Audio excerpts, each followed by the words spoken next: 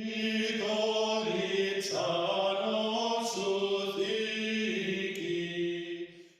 Father Nathan Symeon, and today I want to talk to you about how to properly use anger.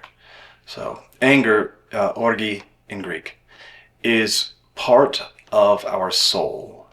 It belongs properly in one of the three powers or aspects of the soul. That aspect is known as the irascibilis, the emotional aspect of the soul, or the to thymikon in Greek. So, the aspect of the soul that anger resides is our high emotions. Now, there are three aspects of the soul, okay? There's the emotional aspect, the desiring aspect, and the rational aspect. Now, both the desiring aspect and the emotional aspect are called passible aspects of the soul in the tradition of the church, okay? The rational aspect is supposed to be the leader. It's supposed to lead the emotions and the appetite. And it doesn't just include what you would think of as like discursive reasoning, like 1 + 1 = 2, for example. It's also the high spiritual aspect of the soul, or the part of the soul that relates directly to God. Okay, some of the fathers call this the eye of the soul.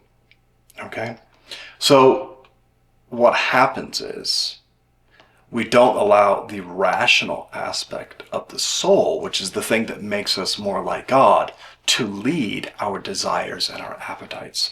So, or our desires and our emotions. So think about it like this. An animal, it has an appetite, right? It drools when it sees food. And an animal can have emotions like anger, right? If you've ever seen a dog nip at another dog, you know it has the potential of anger. We have those, right? But if we just had those, we'd be just like animals. We have something else. We also have reason. So Jesus is called the Logos of God, the reason of God. And so we have this reasonable aspect of our soul, which is supposed to lead these other lower parts of the soul, the animal bits that exist within us, okay? So what's interesting about Saint Isaac the Solitary is he wants to tell us how to properly reorient the soul so that it's once again natural, serving God, doing the thing that it's supposed to do. Most of us likely feel like we misuse our appetites or misuse our aggression, and we do. So Saint Isaac's going to tell us, or Isaiah is going to tell us how to properly do that. So one of the first things he says is that resistance is rebuttal through Jesus, and this foundation is the insensitive aspect of the soul, okay, or the anger part of the soul, if you will. At this point, we'll say. Here's this point. If we want to resist our enemy, okay, who is the devil? St. Paul says that we argue not against, or we wrestle not against flesh and blood, but against spiritual principalities, right? Well, if we want to rebuttal that, if we want to fight against that, what we're told is that this anger was given to us as the foundation in order to rebuttal, right? So, in other words, God gave us anger so that we could fight against our enemies. Okay, so that's the first step. That's the first thing that Saint Isaiah the Solitary is going to say. Yeah. Secondly,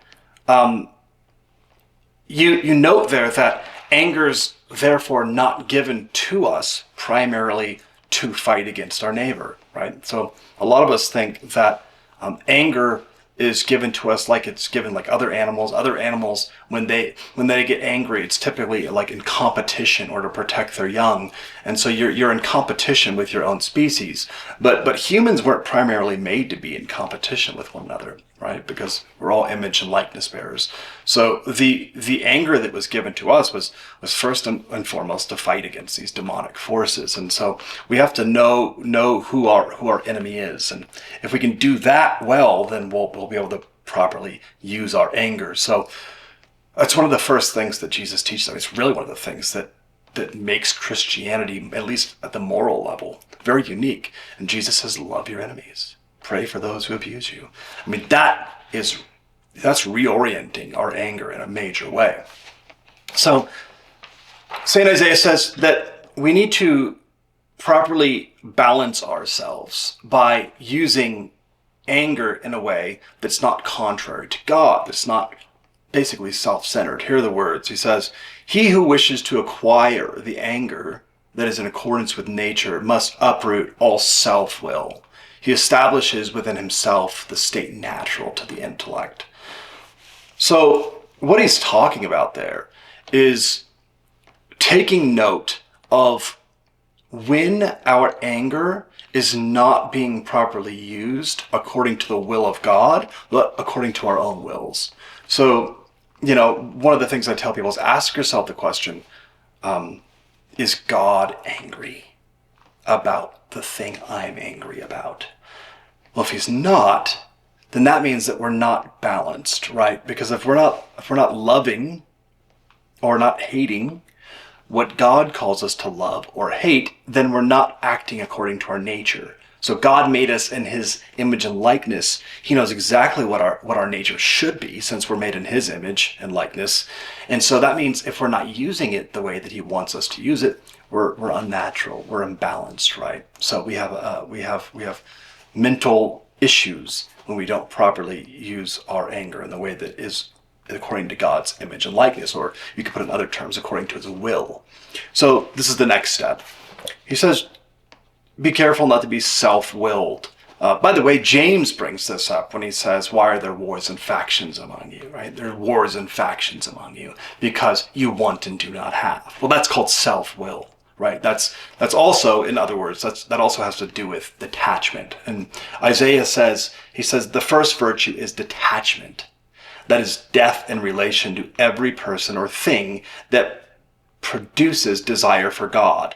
And this in turn gives rise to anger that is in accordance with nature.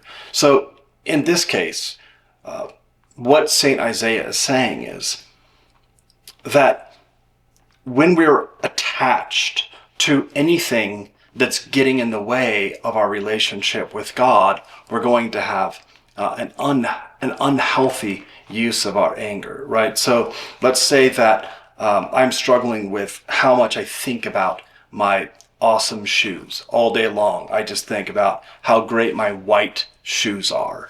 And that's the primary thing that I'm thinking about throughout the day, right? Well, it's like, well, if that is the thing I'm attached to, and someone comes along and scuffs my shoe, then what's going to happen? I'm going to misuse my anger. I'm going to get angry at the person who scuffs my stupid shoe. And that's because I'm obsessed. I'm attached to this thing.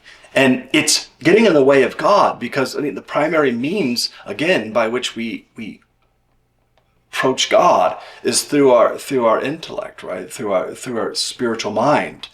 And so anything that's interrupting that, like thoughts about shoes and other things that we obsess about, well, those are going to be the primary object of our desire. They're going to be our focus, in other words. Like, pay attention to your mind. You're going to always be thinking about something. And if that thing is misappropriately placed in your mind as an obsession, then of course you're going to get angry when it's taken away, because it's your obsession. So when you detach from things, you say, my shoes really don't matter that much. These things that I think are so important aren't that important. Then what happens is we allow ourselves to allow God more deeply into our minds. So that kind of gets to a different point, which is like, how do you reconstruct your mind so that your anger is properly oriented according to the will of God? Here's what Isaiah says. He says, if we submit our will to the law of God, then our intellect will govern in accordance with the law that is subordinate to itself. It will direct as it should all of the soul's impulses, especially the insensitive power, the anger power, and desire, for these are subordinate to it. So he's saying what St. Paul says, right? Take every thought captive to the obedience of Christ. He's saying if we allow God's law, if we allow the commandments of Christ to be the dictates of our hearts, then we won't be self-willed, right? Because we'll be God-centered. We'll be able to say with Jesus, not my will be done, but yours done, Father. Right? We won't be self-willed, and we won't be attached. Jesus said, the Son of Man, the foxes have holes and birds of the sky have nests, but the Son of Man has nowhere to lay his head. Right? Jesus tells us, don't be attached to these things. Right? As long as you have, St. Paul talks about, as long as you have food and clothes on your back, be happy. Right? Jesus says, if our Heavenly Father is able to feed the birds and take care of the lilies of the fields, don't you know that he's going to take care of you? Or made in his image and likeness. I mean, right? So Jesus is trying to teach us to reorient our wills, to attach ourselves to him, to properly appreciate what is of value so that we don't improperly use our anger. And this is how we do it. We submit it back to God. We give it back to God. Every time that we have a thought of anger towards our brother, we ask ourselves, is that why God gave me anger to use against my brother? God, are you happy with the fact that I'm angry against my brother when you loved him so much you die for him? Is it your desire that I be angry with my brother? To really allow God back in the place of prominence, God having the priority and the way that we process life. Well, this will give us control over our anger. This will reorient ourselves towards God. Good enough?